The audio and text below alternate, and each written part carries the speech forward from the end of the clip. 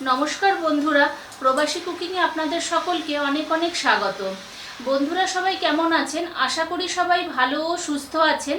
তো আজকে আমি যে রেসিপিটি আপনাদের সাথে শেয়ার করতে চলেছি সেটা হলো সবারই পছন্দের একটা রেসিপি, মাটনের রেসিপি, বিহারি স্টাইলে মাটন। তো এটা কিন্তু একটু স্পাইসি হয় আর এক কথায় খেতে কিন্তু খুবই দুর্দান্ত হয়। তো আমার রান্নাটা দেখে নিন আমি কিভাবে করব, খুব সহজ পদ্ধতিতে এবং ঘরে থাকা সব জিনিস দিয়েই কিন্তু এটা হবে। তো চলুন আমার রান্নাটা আমি শুরু করে দিই। আর আমার পাশে থাকবেন। যেসব বন্ধুরা আমার চ্যানেলে নতুন আছেন তাদেরকে বলবো সাবস্ক্রাইব করে দেবেন আর আমার চ্যানেলটাকে প্রচুর প্রচুর শেয়ার করবেন আর প্রচুর সাপোর্ট করবেন। তো বিহারি স্টাইল মটন কারি বানানোর জন্য এখানে আমি 500 গ্রাম মটন নিয়েছি আর এই রকম এক একটা পিস করে নিয়েছি। তো এর মধ্যে আমি এখন মশলা দেব। যেহেতু বিহারি স্টাইল, এখানে আমি পেঁয়াজ কুচি করে নিয়েছি।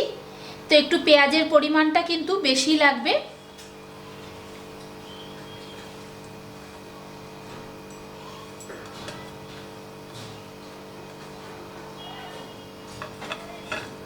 দিয়ে দিলাম পেঁয়াজ, 3 চামচ আদা রসুনের পেস্ট,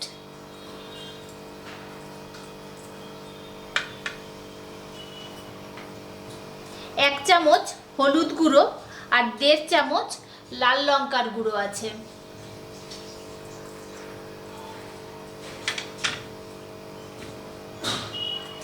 এক চামচ জিরে গুঁড়ো, 1 চামচ ধনে গুঁড়ো,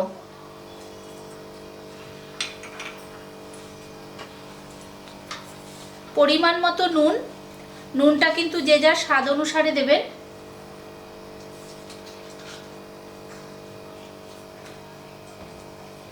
আর দিচ্ছি একটা গোটা রসুন। রসুনটা আমি আগেই ভালো করে ধুয়ে পরিষ্কার করে নিয়েছি। আর এখানে নিয়েছি 4 চামচ টক দই। তো এই টক দইটা আমি দিয়ে দিচ্ছি এর মধ্যে। আমি ফেটিয়ে নিয়েছি দইটাকে।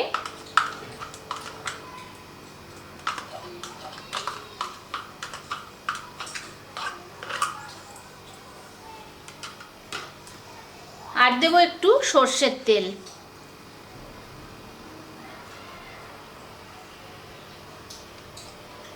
তো সব কিছু দিয়ে খুব ভালো করে এটাকে মেখে নেব।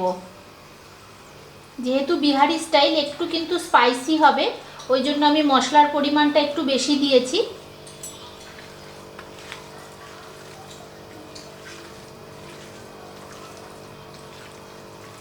খুব ভালো করে পেঁয়াজটাকে মেখে নিতে হবে যাতে পেঁয়াজটা বেশ সুন্দর নরম হয়ে যায়।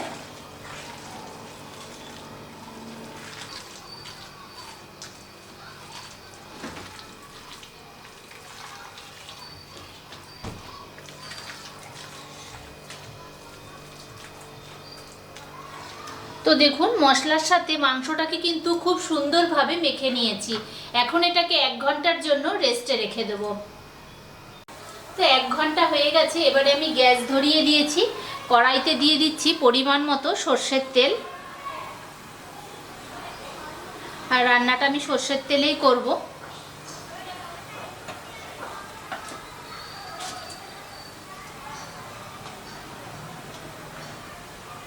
তেলটা একটু গরম হোক। তো তেলটা গরম হয়ে গেছে। তেলের মধ্যে আমি কিছু ফোড়ন দেব।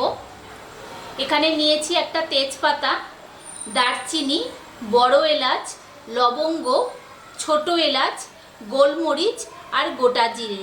এগুলোকে আমি ফোড়নে দিয়ে দেব। তো ফোড়নটা ভাজা হোক।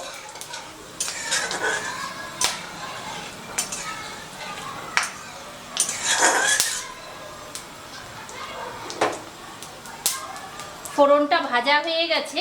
এবারে আমি যে মাংসটাকে ম্যারিনেট করে রেখেছিলাম ওই মাংসটা এর মধ্যে দিচ্ছি।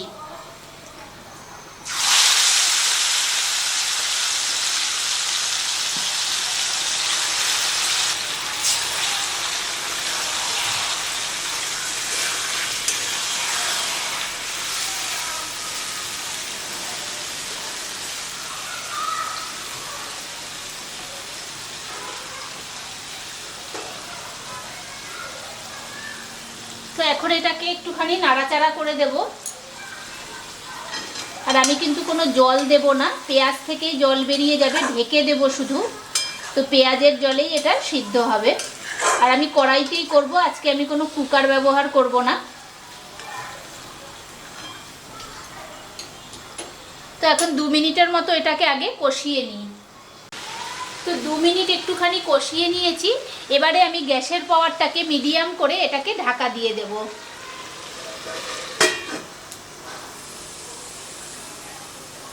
ঢাকা দিয়ে 10-15 মিনিট এটা হোক। তো 10 মিনিট বন্ধুরা হয়ে গেছে। এবারে আমি ঢাকনাটা খুলে একটু নাড়িয়ে দিই। আর দেখুন ঢাকা দিয়ে দিতে পেঁয়াজ থেকে কত সুন্দর জল বেরিয়ে গেছে। তো এই জলেই কিন্তু মাংসটা সিদ্ধ হয়ে যাবে।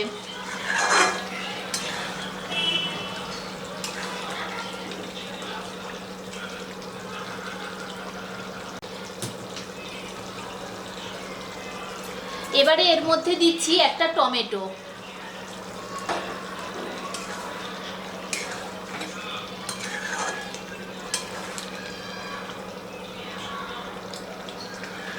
টমেটোটা দিয়ে একটু নাড়াচাড়া করে নিয়েছি। এবারে আরও আমি 10 মিনিটের জন্য এটাকে ঢেকে দেব। তো টমেটোটা দেওয়ার পরে আরও মিনিট 5 হয়ে গেছে। তো টমেটোটা দেখুন ঢাকা দিয়ে দিতে কত সুন্দর গলে গেছে।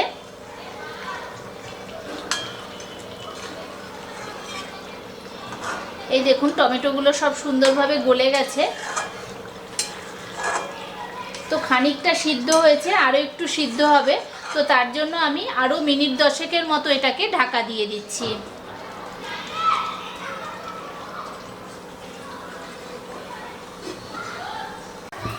তো বন্ধুরা 10-15 মিনিট আরও আমি এটাকে ঢাকা দিয়ে রেখে দিয়েছিলাম। তো ঢাকা দিতে দেখুন এটা বেশ সুন্দরভাবে হয়ে গেছে, আর মাংসটাও কিন্তু খুব ভালো সিদ্ধ হয়ে গেছে।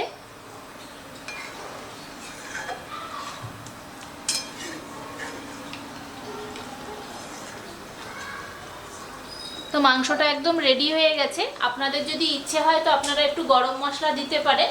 যেহেতু আমি ফোড়নে গরম মশলা দিয়েছিলাম সেই জন্য আমি আর গরম মশলা দিচ্ছি না। তো আমি এইভাবেই এটাকে নামিয়ে দিচ্ছি। তো বন্ধুরা রেডি হয়ে গেছে বিহারি স্টাইলের মটন। তো এটা কেমন লাগলো আমাকে সবাই জানাবেন। আশা করি সবার ভালো লেগেছে। আর আজকের মতো এই পর্যন্তই। দেখা হচ্ছে পরের দিন অন্য কোনো একটা নতুন রান্না নিয়ে।